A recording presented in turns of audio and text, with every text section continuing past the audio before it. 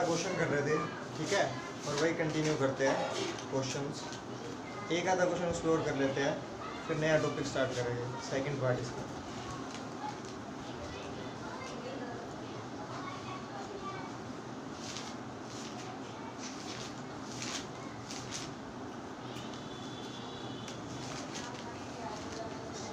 लिखो बेटा क्वेश्चन, बहुत बड़ा ही क्वेश्चन है, एनसीईआरटी का बेटा, ठीक है।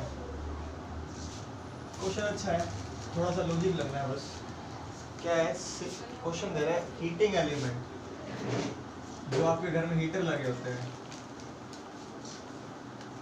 हीटिंग एलिमेंट तो प्रेस में भी होता है। हाँ, using nichrome, heating element using nichrome connected two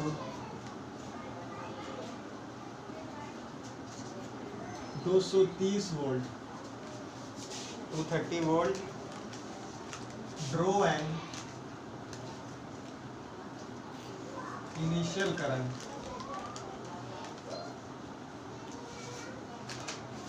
of 2.8 ampere.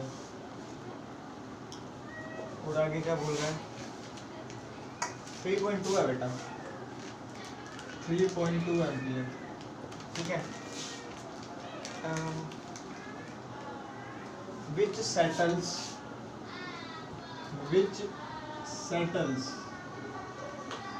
after some time to 2.8 ampere, ठीक है। आगे बोल रहा है what is the study temperature, what is the steady temperature of heating element। नहीं इसको छोड़ दे, अरे नहीं, एडिट कनेक्ट नहीं, एडिट बोलना। नेट करना ही नहीं से चल जाएगी। हीटिंग एलिमेंट आगे है बेटा, if room temperature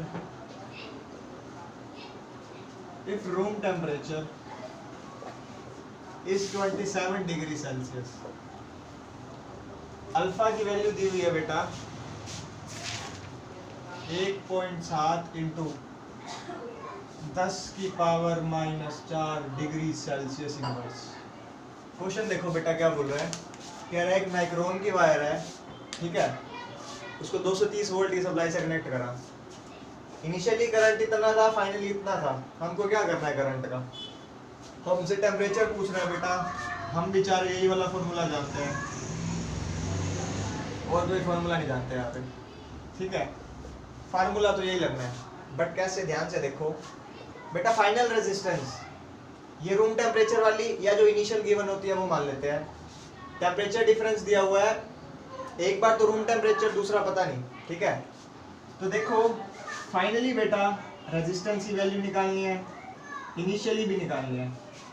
कह रहे स्टार्टिंग में बेटा देखो, मैं जब स्टार्टिंग में किसी डिवाइस को या हीटर को लगा लो या किसी भी जिसमें हीटिंग एलिमेंट लगा होता है ऑन करता हूँ ना, तो वो रूम टेम्परेचर के हिसाब से काम करती है। क्योंकि जब मैंने किसी डिवाइस को ऑन करा तो स्टार्टिंग में उसका टेम्परेचर वही होगा जो रूम टेम्परेचर है। तो स्टार्टिंग में बेटा जब वो रूम टेम्परेचर पे थी उसका करंट था 3.2, कितना था 3.2। फॉर्मूला कौन सा लगा रहा हूँ, V = IR से I का R का फॉर्मूला बनेगा V/I। V voltage 230, current 3.2। थोड़ी देर के बाद जब वो हीट होता गया तो उसका जो टेम्परेचर हो गया वही हो गया जो हीटिंग वायर्स का था, तो वायर के टेम्परेचर पे आ गया। तो उस समय करंट था 2.8, तो बेटा ये RT की वैल्यू यहाँ से निकल जाएगी, R0 की वैल्यू यहाँ से निकल जाएगी, 1 प्लस अल्फा की वैल्यू आपको पता है। स्टेडी टेम्परेचर निकालना है, कह रहा है जब थोड़ी देर के बाद उसके अंदर जब वो स्टेडी स्टेट पे आ गया, रूम टेम्परेचर से बढ़ते बढ़ते उसकी वायर हीट करेगी और वो स्टेडी स्टेट पे आ गया, तब उसका टेम्परेचर कितना था T।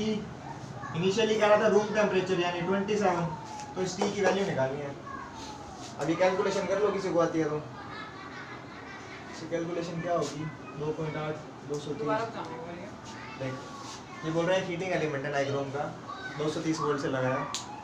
स्टार्टिंग में करंट कितना है, यानी जब रूम टेम्परेचर का था थोड़ी देर तक चला, चलने के बाद इतना हो गया, चलने के बाद वो वायर हीटर के टेम्परेचर पे आ जाएगी, ठीक है।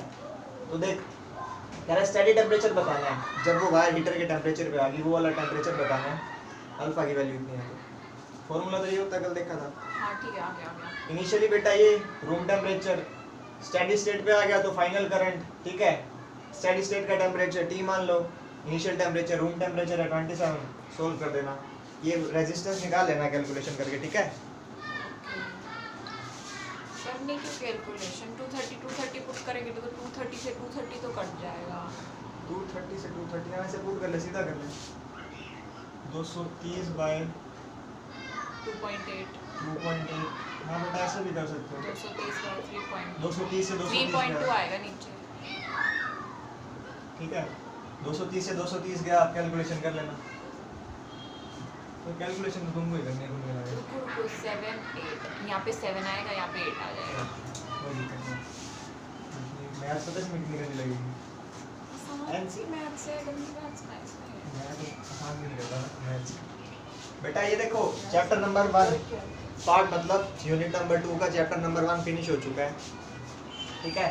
यार Main- छोटा चैप्टर इसके बाद छोटा नहीं था, पार्ट 2 स्टार्ट होता है यूनिट 2 का, part 2 cells, EMF and internal resistance. नाम ये है कि जो फ्लो वगैरह जिसमें आते हैं वो भी सीखेंगे, ठीक है बेटा। सेल्स, ईएमएफ, इंटरनल रेजिस्टेंस, सुने सुने नाम है सारे के सारे, कोई टेंशन नहीं है, सेल्स वाला आपने देख रखा है, ठीक है। सेल बेटा, सेल की बात करते हैं सबसे पहले। सेल क्या होता है बेटा? बेटा सेल एक डिवाइस होती है जो आपके अप्लायंसेस को इलेक्ट्रिक एनर्जी प्रोवाइड करती है, ठीक है।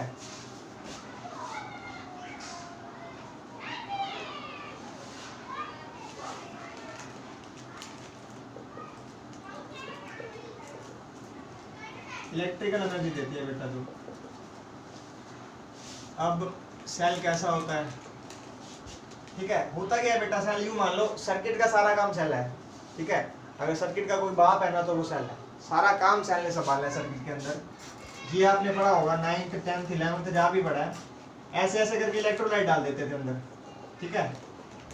और ऐसे 2 रोड्स लगा देते थे, एक पॉजिटिव वाली एक नेगेटिव वाली, है ना। रोड लगा देते थे, इससे कोई वायर वोयर कनेक्ट कर देते थे, जो भी आपको मतलब बल्ब वगैरह जलाना है उसको कनेक्ट कर दिया जाता था, ठीक है। तो क्या होता था इसके अंदर या सोल्यूशन के अंदर कोई ना कोई रिएक्शन होती थी, इलेक्ट्रॉन्स जनरेट होते थे और ये सेल उस इलेक्ट्रॉन्स को सर्किट के अंदर गोल गोल घुमाता था। क्या होगा, या कुछ रिडॉक्स रिएक्शन होगी, उस रिडॉक्स रिएक्शन की वजह से यहाँ पे हीट जनरेट होगी और जो यहाँ पे आपके इलेक्ट्रॉन्स हो गए इसके अंदर, वो इलेक्ट्रॉन्स यहाँ से घूमेंगे और सर्किट के अंदर गोल गोल चक्कर मारते रहेंगे, ठीक है। 9-10 तक हमको ये सिखाते हैं कि जो हमारी बैटरी होती है ना वो एनर्जी देती है या वो इलेक्ट्रॉन्स देती है। बैटरी चार्ज देती है, बैटरी करंट देती है? नहीं बेटा, बैटरी बस जो पहले से ही चार्ज प्रेजेंट होता है ना उसको गोल गोल घुमाती है और कोई काम नहीं करती। ये आपने 2 प्लेट्स लगाई होती है ना, कैथोड एनोड, इन पे कुछ ना कुछ चार्ज होता है, अंदर रिएक्शन होती है, उस रिएक्शन होने की वजह से ये जो इलेक्ट्रॉन होता है इसको एनर्जी मिलती है और ये इलेक्ट्रॉन ऐसे गोल गोल गोल गोल गोल गोल घूमना चालू कर देता है, ठीक है। इसको बनाओ, आगे की बात करते हैं इसमें।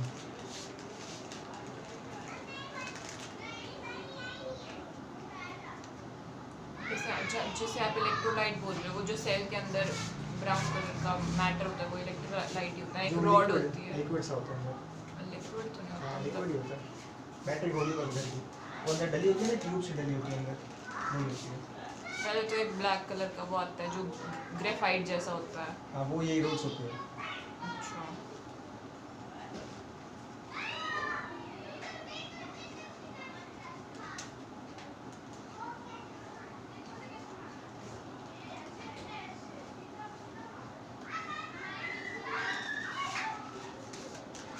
ठीक है बेटा, हटा रहा हूँ इसको। इसका काम क्या होता है देखो, मैं 2-4 बातें बता देता हूँ। ये ना सिर्फ पोटेंशियल डिफरेंस मेंटेन करती है, इसका काम क्या होता है, सर्किट के बीच में पोटेंशियल डिफरेंस मेंटेन करना, एक हाई पोटेंशियल पे एक लो पोटेंशियल पे, ताकि चार्ज मूव कर सके। ये क्या करेगी, it maintains potential difference in the circuit. ठीक है, दूसरी बात, इट हेल्प्स, या हेल्प्स लिख लो, it helps the charge to move in the circuit. ये बात भी हाईलाइट कर लो कि बैटरी चार्ज बनाती नहीं है, battery do not produce charge, बन भी नहीं सकता चार्ज तो, but it moves, it rotates या circulate the already existing charge, present charge in the circuit. ठीक है, ये बैटरी के बारे में कुछ बातें पता होनी चाहिए, सेल क्या करता है आपका, पॉजिटिव क्या होता है, नेगेटिव क्या होता है। ठीक है, इसको करो नोट। फिर ये जो ऊपर टर्म्स लिखे हैं ना, ईएमएफ,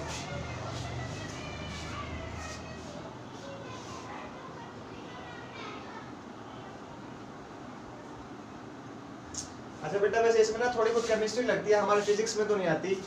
देखो सवाल ये आता है कि जो ये आपका सेल है ना, इसके अंदर इलेक्ट्रॉन्स प्रेजेंट है, ये इलेक्ट्रॉन अपने आप तो भाग के जाएगा नहीं यहाँ से, ऐसे कोई ना कोई फोर्स चाहिए होगी।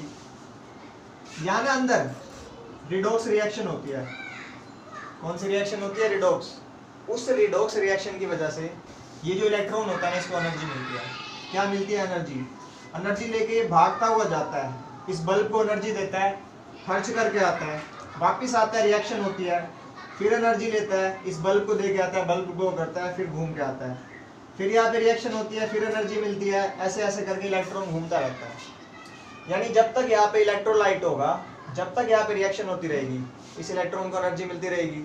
ये सर्किट में गोल गोल घूम के आएगा, गोल गोल घूम के आके बार बार इस बल्ब को एनर्जी देता रहेगा, दे के फिर वापस आएगा, फिर एनर्जी लेगा, एनर्जी देगा, वापस आएगा, देगा लेगा, ऐसे करता रहेगा एक पीरियड ऑफ टाइम के लिए होगा ना, जब तक इलेक्ट्रोलाइट है।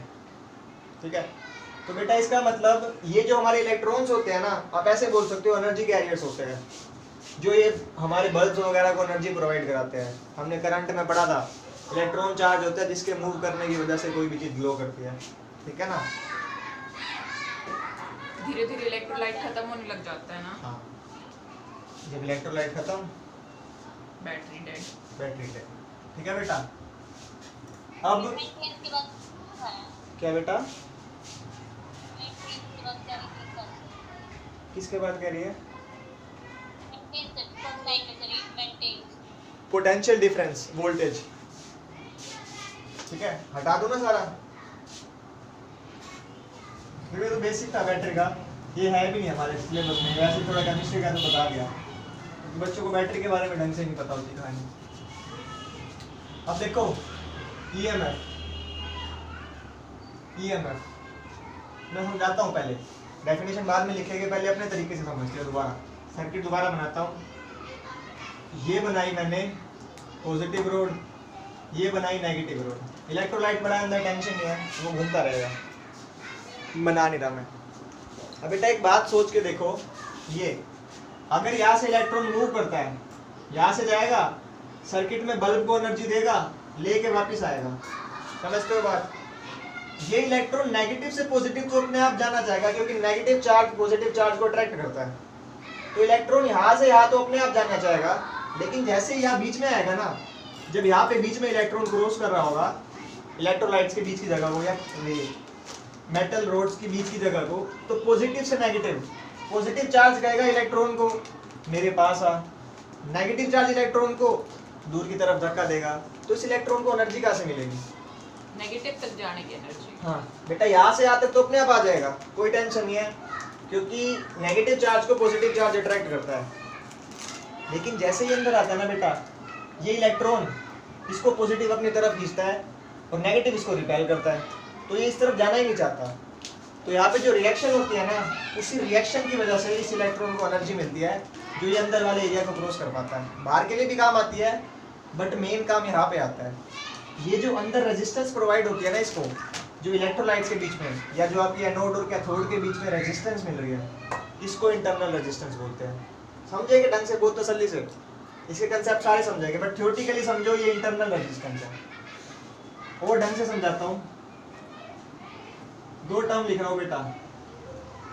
पहले लिख रहा हूँ पोटेंशियल डिफरेंस, दूसरी लिख रहा हूँ ईएमएफ। ध्यान से देखना, पोटेंशियल डिफरेंस बेटा, जब इलेक्ट्रॉन बाहर घूम रहा है, देखो सिर्फ बाहर घूम रहा है, तो बाहर घूमने में इसको जितना वर्क डन करना पड़ रहा है ना, वो पोटेंशियल डिफरेंस होता है।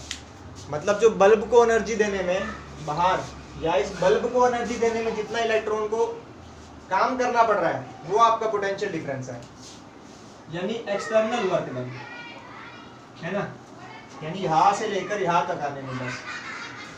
ईएमएफ बेटा क्या होता है? ईएमएफ आपका होता है बाहर वाला वर्क डन तो होगा और साथ में जो अंदर वाला वर्क डन है ना, उसको भी ऐड कर दो, यानी बाहर घूमने में जो वर्क डन करना पड़ रहा है और जो अंदर घूमने में करना पड़ रहा है, दोनों को मिला के बेटा ईएमएफ बोलते हैं। ठीक है, दोनों को मिला के क्या बोला जाता है? ईएमएफ। देखा था ना, पोटेंशियल डिफरेंस होता ही क्या था? Work done in moving a charge from point B to point ए।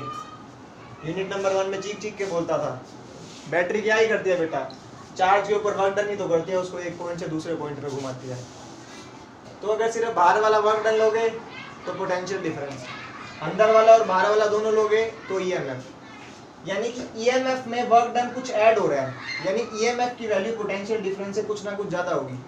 सीखेंगे अभी, बट बेसिकली ये बात है, बाहर वाला वर्क डन जो एक्सटर्नल रेजिस्टेंस के लिए हो रहा है, एक्सटर्नल रेजिस्टेंस को चलाने के लिए, वो तो पोटेंशियल डिफरेंस। लेकिन जो बेटा बाहर वाली और अंदर वाली दोनों को चलाने के लिए हो रहा है, लेट आते हैं ना ये,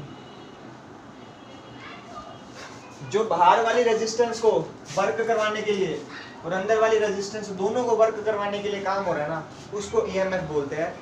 और इस ईएमएफ का फुल फॉर्म होता है इलेक्ट्रोमोटिव फोर्स। इसकी भी थ्योरी बता दूंगा, ऐसा नाम क्यों पड़ा, ये झूठा मूठा नाम है, ऐसा वैसा कुछ होता नहीं। ठीक है, ये लिख लो छोटा सा, फिर आगे इसकी डेफिनेशन लिखवाता हूँ बुकिश।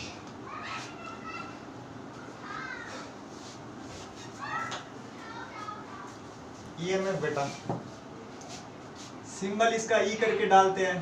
ठीक है, डेफिनेशन देखो बड़ी अजीब सी लिखूंगा, it is the potential difference. फिर मैं पोटेंशियल डिफरेंस लिख रहा हूँ, जबकि पोटेंशियल डिफरेंस कुछ अलग भी है। पोटेंशियल डिफरेंस अक्रॉस द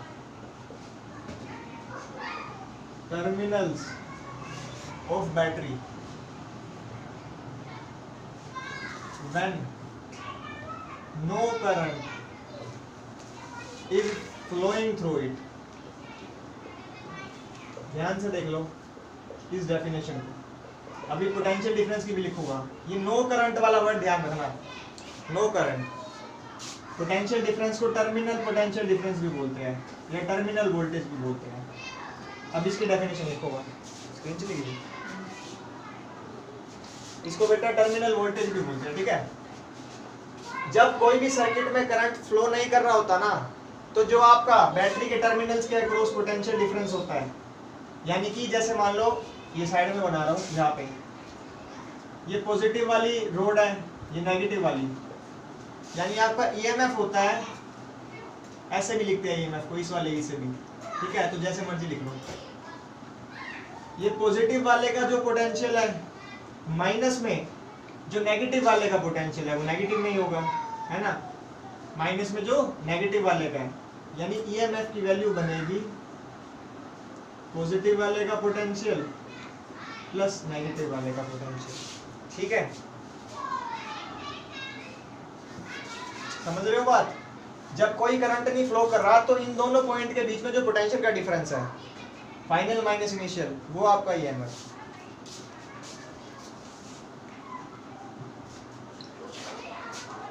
अब देखना पोटेंशियल डिफरेंस की डेफिनेशन क्या लिख रहा हूं, या terminal voltage.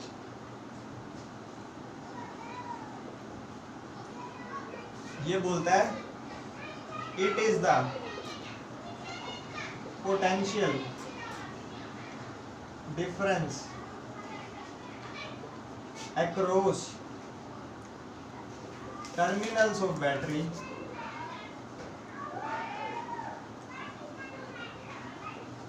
when current is flowing through it। ये क्या बात होगी भाई, वही बात तो रिपीट कर दी, बस एक नया चीज डाल दिया। when current is flowing, पिछली बार था नो करंट, इस बार करंट इज फ्लोइंग। क्या ही चक्कर है, देखते हैं। ये तो बात आपको समझ में आ गई, दोनों ही पोटेंशियल डिफरेंस होते हैं। एक तब होता है जब कोई करंट फ्लो नहीं कर रहा, एक तब होता है जब करंट फ्लो कर रहा है। फिर पहला सवाल तो ये बेवकूफ वाला कोई टीचर्स पूछ लेते हैं, कई पूछते हैं, इसका नाम भाई ईएमएफ क्यों पड़ा, इलेक्ट्रोमोटिव फोर्स है तो ये पोटेंशियल। तो बेटा उस टाइम पे ना चार्ज, जब हमने इसकी डिस्कवरी की थी ईएमएफ की, तो करंट वगैरह की डिस्कवरी नहीं हुई थी, कोई हाई पोटेंशियल लो पोटेंशियल कुछ नहीं था। हम सोचते थे कोई फोर्स है जो बैटरी के पॉजिटिव से बैटरी के नेगेटिव तक लग रही है, जिसकी वजह से करंट फ्लो कर रहा है। चार्जेस की डिस्कवरी नहीं हुई थी, बाद में चार्ज की डिस्कवरी होने के बाद पता लगा हाई पोटेंशियल होता है, लो पोटेंशियल होता है। फिर जाके हमने बोला कि भाई हाँ ये ईएमएफ एक टाइप का पोटेंशियल है, ये कोई फोर्स नहीं होता। फिर वही बात बुक्स में सारा चेंज करना पड़ता, तो इसलिए इसके दो नाम रख दिए, ठीक है। तो इसकी तो छोटी मोटी कहानी है, पर ये समझेंगे when no current is flowing and when current is flowing। हटा दो इसको बेटा।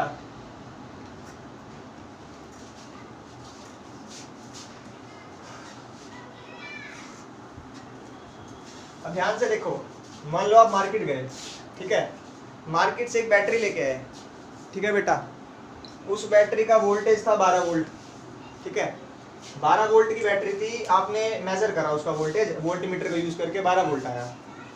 फिर आपने क्या करा, उस बैटरी को कनेक्ट करा और उससे पंखा टीवी कुछ भी चलाने लगे। आपने क्या देखा, जब पंखा टीवी आपने ऑन कर दिया ना और फिर आपने बैटरी की रीडिंग ली तो वो 12 वोल्ट नहीं आई। यानी जब मैं उसको बिना कनेक्ट करे नॉर्मल मार्केट से लेके आया, उसके ऊपर लिखा हुआ था बैटरी के ऊपर 12 वोल्ट, मैंने देखा 12 वोल्ट की बैटरी है, रीडिंग ले ली 12 वोल्ट। लेकिन जैसे ही मैंने उसको किसी डिवाइस से कनेक्ट करा, उसमें करंट फ्लो करना स्टार्ट कर गया, रीडिंग कम के घट के 8 होगी। ये क्या हुआ भाई, 8 वोल्ट कैसे होगी, 4 वोल्ट कहाँ गया। देखो एग्जाम्पल के तो समझाता हूँ इसी बात को। मान लो एक 12 वोल्ट की बैटरी है या 12 वोल्ट का सेल है, इससे मैंने एक रेजिस्टेंस कनेक्ट कर दी, बल्ब लगा लो, रेजिस्टेंस 2 ओम का कर दिया। अगर मैं करंट मेजर करूं तो V/R करंट आना चाहिए 6 एम्पीयर आना चाहिए, ये एक्सपेरिमेंटली आना चाहिए, एक्सपेरिमेंटली मतलब थ्योरेटिकली इतना करंट आना चाहिए, ठीक है। पर बेटा जब मैंने मेजर करा ना, जब मैंने करंट को मेजर करा तो करंट की वैल्यू आई 12/2 4 एम्पियर। कितनी आ गई करंट की वैल्यू, 4 एम्पियर। प्रैक्टिकली मैंने एमीटर लगा के करंट मेजर करा तो करंट की वैल्यू आ गई 4 एम्पियर। मैं 12 वोल्ट की बैटरी लाया, 2 ओम से कनेक्ट करा, करंट 6 आना चाहिए, करंट आ गया 4। मैंने कहा भाई ये क्या हो गया, 2 एम्पियर करंट कहाँ गायब हो गया। या तो मैं यूं बोल दूं 2 एम्पियर करंट का गायब हो गया, या मान लो बेटा अगर 4 एम्पियर का करंट है और 2 ओम की रेजिस्टेंस है तो टोटल वोल्टेज बनती है 8 वोल्ट। कितनी बनती है, 8 वोल्ट। और मैंने 12 वोल्ट की बैटरी लगाई है, तो अगर 8 वोल्ट बना है बेटा तो सवाल आता है कि 4 वोल्ट कहाँ गया, 4 वोल्ट कहाँ गया बेटा। आप लाए बाजार से ईएमएफ मतलब एक बैटरी, उसके ऊपर लिखा है 12 वोल्ट, कनेक्ट करते ही 8 वोल्ट दे रहा है, 4 वोल्ट गायब। 4 वोल्ट कहाँ गया। अब बेटा ये जो 4 वोल्ट गया ना, जिसको मैं इंटरनल रेजिस्टेंस बोल रहा था, वो इंटरनल रेजिस्टेंस खा गया इस 4 वोल्ट को। जो मैंने ये 2 प्लेट्स लगाई थी, एक पॉजिटिव एक नेगेटिव, और इलेक्ट्रॉन को यहाँ से यहाँ जाने के लिए जो वर्क करना पड़ रहा था, उस वर्क में ये 4 वोल्ट वेस्ट हुआ है। याद है ना पोटेंशियल की definition, work done in moving a charge. तो इंटरनल रेजिस्टेंस कुछ वोल्टेज खा जाता है, बाकी बचा हुआ हमारे सर्किट को मिलता है। ऐसे समझो घर में हमने खाना बनाया और हमको पूरे मोहल्ले में बांटना है, तो बेटा पूरे मोहल्ले में खाना बांटने से पहले खुद भी तो खाएंगे। तो ये वो खाना है जो बैटरी ने अपने बच्चे के लिए बचा लिया 4 वोल्ट, बाकी बात दे दिया भाई, बल्ब ले ले, पंखा ले ले, जिसका मन करे वो ले ले। कहानी समझ में आती है ईएमएफ और पोटेंशियल डिफरेंस की। आती है बेटा समझ? देखो और समझते हैं। आपको समझ आ गया 12 वोल्ट थी, 8 वोल्ट इसने ले लिया, 4 वोल्ट ये ले गया। ठीक है बेटा, अगर देखो 4 वोल्ट गया है बेटा, 4 वोल्ट गायब है, तो 4 वोल्ट के हिसाब से अगर देखो करंट कितना था 4 एम्पियर है ना, अगर मैं 4 वोल्ट के हिसाब से रेजिस्टेंस निकालूं तो R की वैल्यू 4/4 यानी कि 1 ओम आ गई। यानी 1 ओम की इंटरनल रेजिस्टेंस है। 1 ओम की क्या है? इंटरनल रेजिस्टेंस, जो क्या कर रही है? 4 वोल्ट खा रही है। नहीं विश्वास होता तो लगा के देखो। मान लो ये 2 ओम ऊपर लगा दिया, ठीक है, ये 12 वोल्ट की बैटरी में साथ में इंटरनल रेजिस्टेंस लगा रहा हूं, वैसे ही दिखाया जाता है। इंटरनल रेजिस्टेंस को सेल के साथ ही लगाते हैं। 12 वोल्ट, ये 1 ओम की इंटरनल रेजिस्टेंस, 2 ओम ऊपर। अब सर्किट में टोटल रेजिस्टेंस कितना हो गया? 2 + 1 3। अब निकालो करंट, I = V/R। V की वैल्यू 12 और टोटल रेजिस्टेंस 3। करंट कितना आ गया? 4 एम्पियर। और प्रैक्टिकली कितना आया था? 4 एम्पियर। तो बेटा ये 4 एम्पियर करंट है जो इंटरनल रेजिस्टेंस की वजह से हो गया, वरना तो थ्योरेटिकली कहानी 6 बनती है। तो ओम्स लॉ जो पढ़ते थे ना, V = IR, ऐसा कुछ नहीं होता बेटा। आप समझोगे एक्चुअल क्या होता है। ठीक है, कर लो नोट, फिर बताता हूँ आगे। जो जिसको जैसे समझ आता है कर लो। मेन तो हमने फॉर्मूला सीखना है, ये तो थ्योरी है।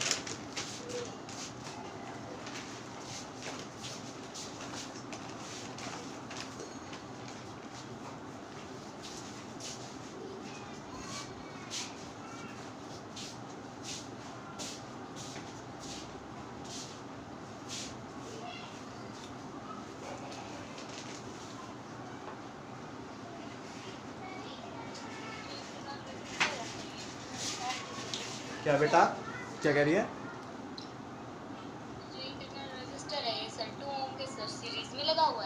हाँ, ये इंटरनल रेजिस्टेंस हमेशा सीरीज में लगती है। बैटरी के साथ लगा के दिखाते हैं। सर्किट के अंदर इंटरनल रेजिस्टेंस हमेशा सीरीज में लगेगा पूरे सर्किट पे। चाहे यहाँ पे 10 रेजिस्टेंस लगा ले, ये सीरीज में मिलेगी इनके इक्विवेलेंट। कभी पैरेलल में नहीं लगती इंटरनल। एक्सटर्नल के आपस में तो लगा सकती है।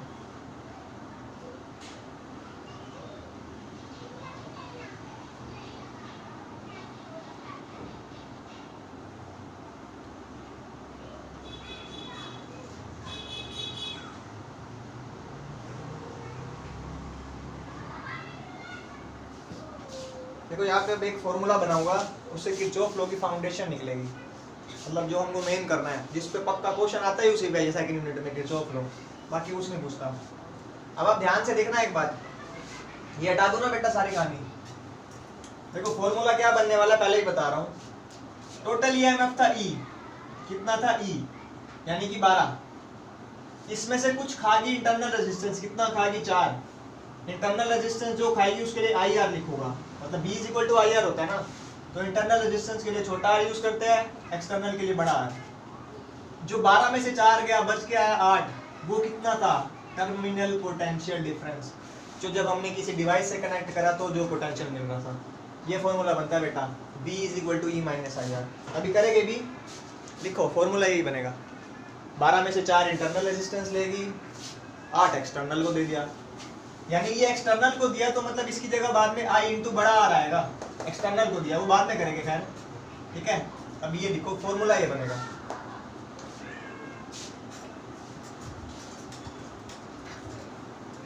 ठीक है बेटा, डिराइव कर लेते हैं इसको। क्या कहानी होती है? क्या बेटा?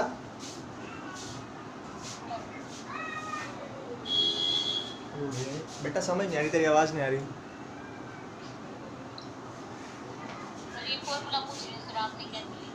देखा अभी, सॉरी, देखा अभी समझाया था ना। 12 वोल्ट की बैटरी थी, 4 वोल्ट इंटरनल रेजिस्टेंस खा गया, बचा कितना था? 8। 12 वोल्ट की बैटरी, जब कोई करंट फ्लो नहीं कर रहा उसको ईएमएफ बोलते हैं। इंटरनल रेजिस्टेंस ने खाया 4, छोटा R। IR इसलिए लिख रहा हूँ क्योंकि V का फॉर्मूला IR होता है। 12 में से 4 गया, बचा कितना? 8, जो बाहर वाली रेजिस्टेंस को मिल रहा है, ऐसे लिखा। इतनी सारी स्टोरी इसी के लिए सुनाई है सिर्फ, नहीं तो सीधा सीधा एक लाइन में बता देता। अब ध्यान से देख, मैंने ये बनाया एक सेल, ये लगाया एक रेजिस्टेंस इंटरनल 1 ओम, नहीं 1 ओम क्यों ले आर ले लेते हैं छोटा, इस पॉइंट को बोल दिया ए, इस पॉइंट को बोल दिया बी।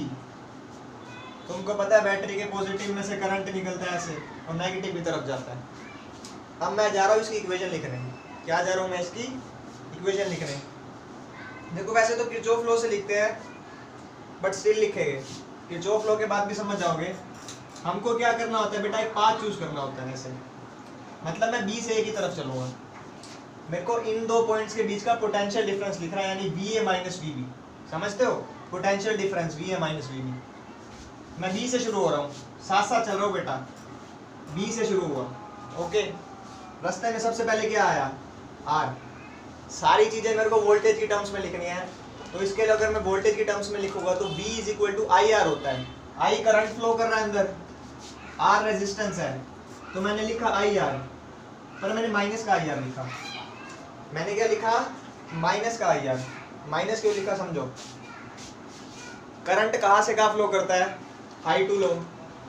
करंट फ्लो कहाँ करता है, high to low, high potential to low करता है। और देखो मैं करंट के साथ जा रहा हूँ, तो मैं हाई से लो की तरफ जा रहा हूँ, यानी नेगेटिव की तरफ जा रहा हूँ, इसीलिए माइनस का आई आर। करंट चलता है नेगेटिव टू पॉजिटिव और मैं करंट के साथ जा रहा हूँ, अपना वाला पाथ देखना है हमने, तो मैंने क्या लिखा, I R. Negative to positive जाते हैं, पॉजिटिव से नेगेटिव, पॉजिटिव से नेगेटिव, ये आप कह रहे हो नेगेटिव से positive, high to low, positive to negative, high positive low negative, ठीक है बेटा। चला करंट के साथ, फिर ये बैटरी आई बीच में जिसका ईएमएफ ई है। अब बैटरी के लिए देखो, ये बैटरी का नेगेटिव पोटेंशियल होता है छोटे वाला, बड़े वाला हाई होता है, यानी अब मैं लो टू हाई जा रहा हूँ बैटरी के लिए, बैटरी के लिए लो टू हाई जा रहा हूँ, यानी हाई की तरफ जा रहा हूँ, यानी प्लस, तो प्लस ई लिख दिया। सब कुछ वोल्टेज की टर्म्स में लिखना है, V is equal to E, V is equal to I R. करते करते मैं कहाँ पे पहुंच गया, ए के ऊपर। कहाँ पहुंच गया बेटा, ए के ऊपर पहुंचा। VB को उधर ले जाके माइनस का कर दो, VA माइनस VB, ठीक है। बच क्या गया, is equal to E minus I R, और VA माइनस VB इन दो पॉइंट के बीच का पोटेंशियल डिफरेंस है बेटा। ये फॉर्मूला बन गया। आपको अब तक जितनी भी कहानी बोली है ना, कुछ याद नहीं रखनी, बस ये फॉर्मूला मत भूलना। स्टोरी तो भूल जाओ कैसे इंटरनल रेजिस्टेंस आई, ये मेन फॉर्मूला बना, V is equal to E minus I R. कहानी समझ में आती है। अब इंटरनल रेजिस्टेंस की डेफिनेशन लिखवा दूंगा। ये बस आज तो इसका बेसिक था, सेकंड चैप्टर के पहले पार्ट का, वही निपटाएंगे हम। सेकंड चैप्टर के दूसरे पार्ट। बेटा ये सारे रूल्स दोबारा आएंगे किरचॉफ लॉ में, बट अभी आप एक्चुअल में देख रहे हो, वहाँ पे रट्टा लगवा दूँ मैं सीधा सीधा, वहाँ पे डायरेक्ट हम रूल्स को याद कर लेते हैं। अभी तो दिख रहा है लो टू हाई जा रहे हैं तो पॉजिटिव, हाई टू लो जा रहे हैं तो नेगेटिव, बट वहाँ पे रट्टा मार लेंगे, जैसे सारे करवाते हैं, ठीक है, क्या करते हैं। रुको, माइनस आई आर क्यों आया, दोबारा बताना। इक्वेशन लिखी, मैं ऐसे चल रहा हूँ, ऐसे, ठीक है। करंट कहाँ से कहाँ जाता है, हाई टू लो, तो मैं करंट के साथ जा रहा हूँ, हाई टू लो नेगेटिव की तरफ जा रहा हूँ, घट रहा है कुछ, हाई टू लो, ठीक है।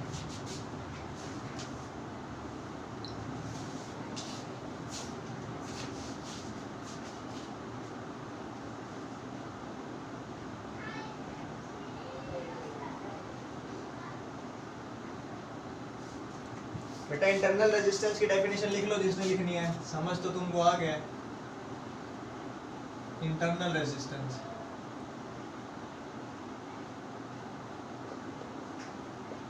द रेजिस्टेंस ऑफर्ड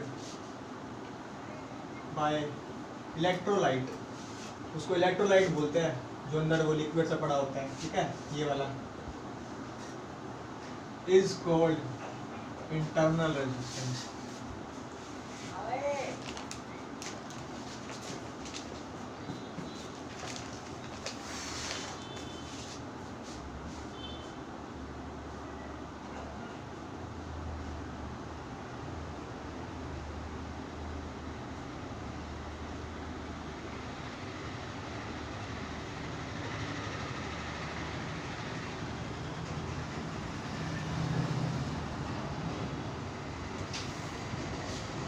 दो बेटा इसको, ये ध्यान रखना बस, V is equal to E minus I R, इसको मत भूलना। अच्छा जैसे एक्सटर्नल रेजिस्टेंस की बात करते थे, हमारी एक्सटर्नल रेजिस्टेंस किस किस चीज़ पे डिपेंड करती थी? एरिया पे, लेंथ पे, और टेम्परेचर पे, और मटेरियल पे। यहाँ भी ऐसे है बेटा, ये भी डिपेंड करती है।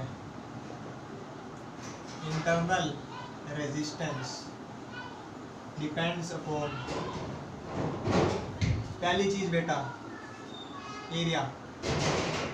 वहाँ पे क्या होता था? एरिया बढ़ाने से रेजिस्टेंस घटता था, यहाँ पे भी सेम है, एरिया बढ़ाओगे तो रेजिस्टेंस घटेगा, लेंथ बढ़ाने से रेजिस्टेंस बढ़ता था, यहाँ पे भी बढ़ेगा, ठीक है। टेम्परेचर बढ़ाने से रेजिस्टेंस बढ़ता था, पर यह उल्टा हो जाता है इंटरनल के केस में। इंटरनल रेजिस्टेंस टेम्परेचर बढ़ाने की वजह से घट जाती है। क्यों घट जाती है? क्योंकि उसमें आयंस बहुत सारे बन जाते हैं टेम्परेचर बढ़ाने से, पॉजिटिव नेगेटिव, तो एकदम से करंट ज़्यादा हो जाता है, रेजिस्टेंस कम हो जाती है। चौथा कंसंट्रेशन, इलेक्ट्रोलाइट का बेटा कंसंट्रेशन, जैसे NaCl में 10% NaCl है, 20% है, 30 है, तो जितना ज़्यादा कंसंट्रेशन बढ़ेगा ना उतनी ज़्यादा रेजिस्टेंस घटेगी। ये तो कॉमन सी, छोटा r लिख लेना, कंसंट्रेशन का तो कॉमन सेंस से समझ में आता है, जितने पॉजिटिव नेगेटिव आयंस हो गए उतना करंट ज़्यादा, उतनी रेजिस्टेंस घटेगी।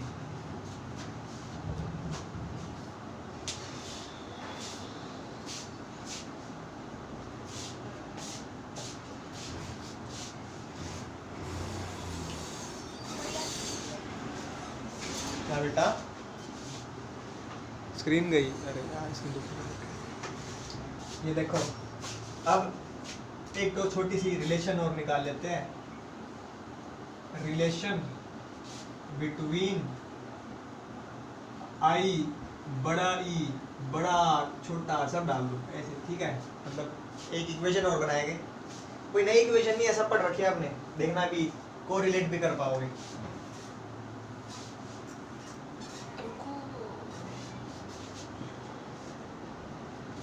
देखो यही वाली डायग्राम दोबारा बना रहा हूँ, ए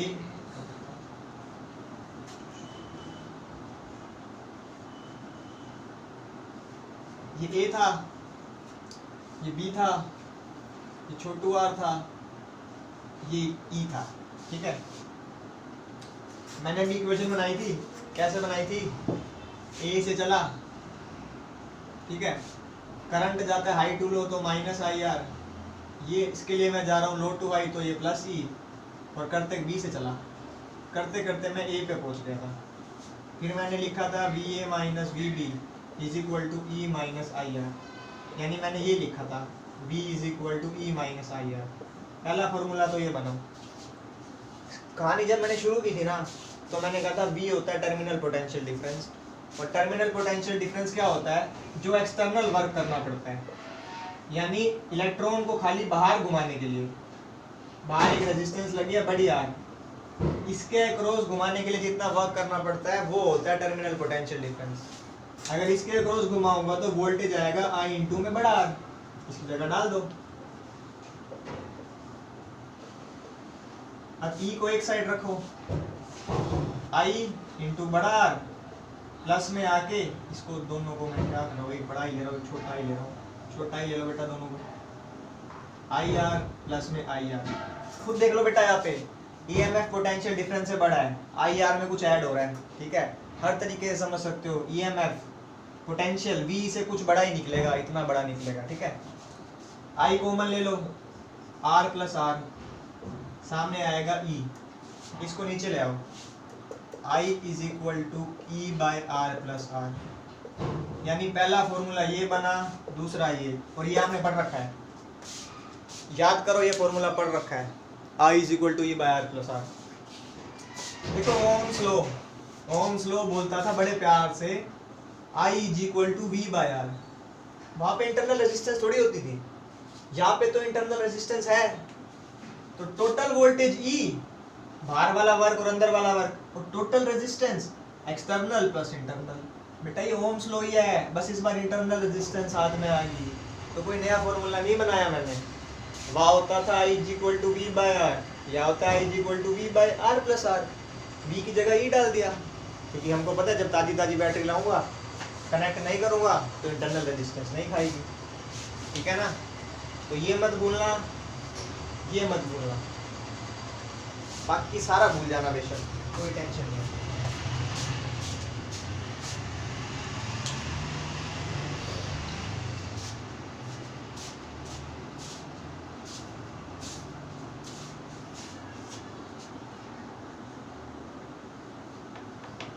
टाइम होने वाला है।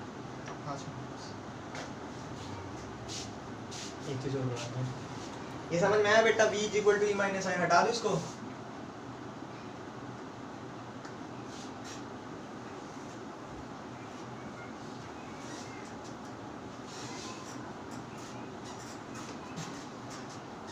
देखो ध्यान से,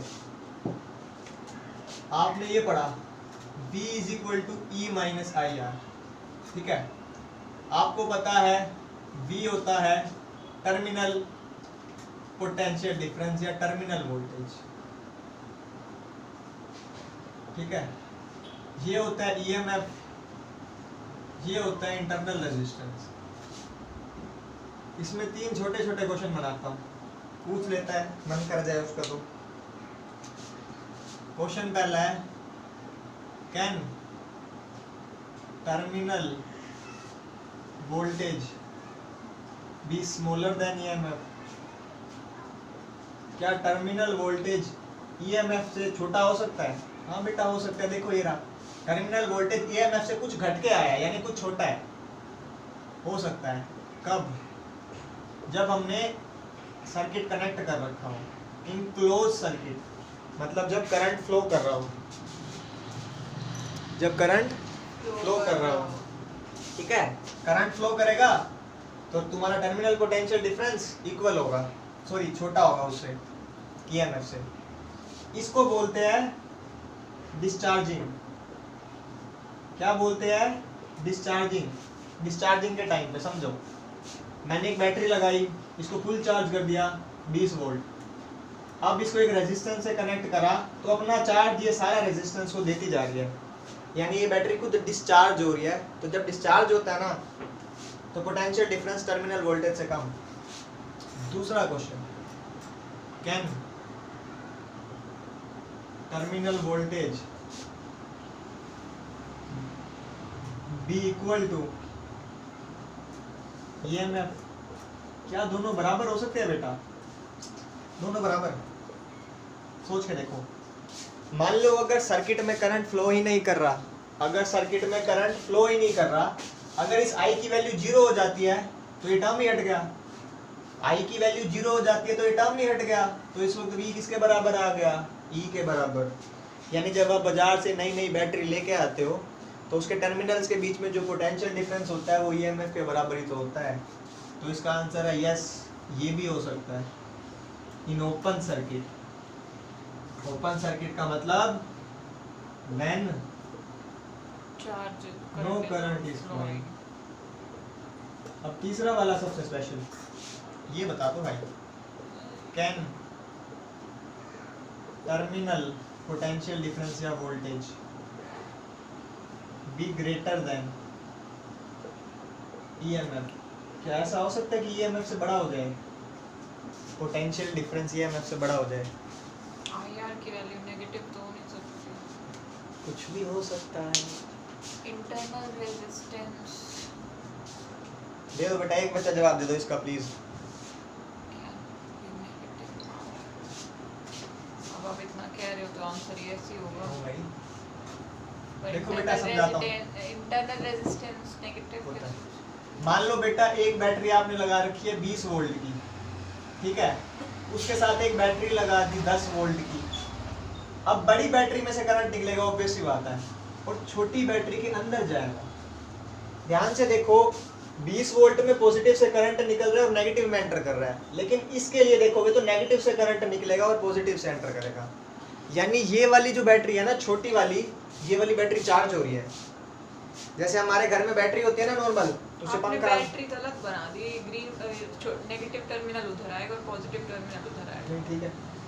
अब इससे तो एक दो पॉजिटिव आपस में कनेक्टेड है ना, तो? पॉजिटिव नेगेटिव कनेक्ट होएगा ना। ऐसा कुछ नहीं अरे एक नेगेटिव से दूसरा नहीं बेटा, पॉजिटिव तो नहीं कनेक्ट रुक जा, होगा। समझाऊंगा अभी, बहुत सारा चैप्टर पढ़ाएंगे। ध्यान से देखो बेटा, जब हमारे घर में एक बैटरी, पंखा, कूलर सब चलाती है तो वो डिस्चार्ज हो रही होती है। जैसे लाइट गई, इन्वर्टर से बैटरी चली, वो बैटरी डिस्चार्ज होती है। लेकिन जब लाइट आ जाती है तो वही वाली बैटरी चार्ज होने लग जाती है। सोचो अगर बैटरी डिस्चार्ज ही होती रहेगी तो बहुत जल्दी एक टाइम पे आके सारा का सारा इलेक्ट्रोलाइट खत्म, तो उसकी चार्जिंग भी तो चाहिए।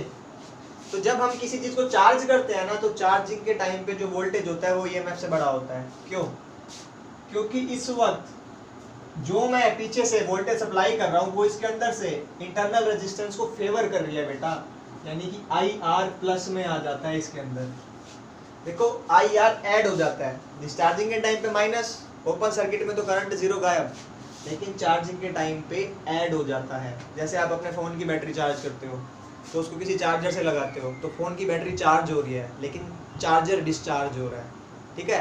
तो जो चार्ज हो रहा होता है उसके लिए तो टर्मिनल पोटेंशियल डिफरेंस जो होता है ईएमएफ से बड़ा, जो डिस्चार्ज हो रहा होता है उसके लिए छोटा, ठीक है बेटा। कर लो इसको नोट। तनु अटेंडेंस ले लियो बेटा। किसी को कुछ समझ नहीं आया तो बेटा पूछ लो, ये बेसिक्स था। हमने दो ही फॉर्मूले सीखे बस, V = E - IR और दूसरा I = E/R+R, external plus internal. ये तीसरा वाला नया स्पेशल है, सिर्फ चार्जिंग के टाइम पे होता है। लिख लेना यहाँ पे, आंसर तो लिखना रहेगा यस वाइल चार्जिंग, ठीक है, जब चार्ज कर रहे होते हैं किसी चीज़ को। तो V = E - IR, आज की समरी लिख देता हूँ, ये भी बस यार हो गया। जो बच्चे को याद करना है वो तो बताने दो। 3 फॉर्मूले बस।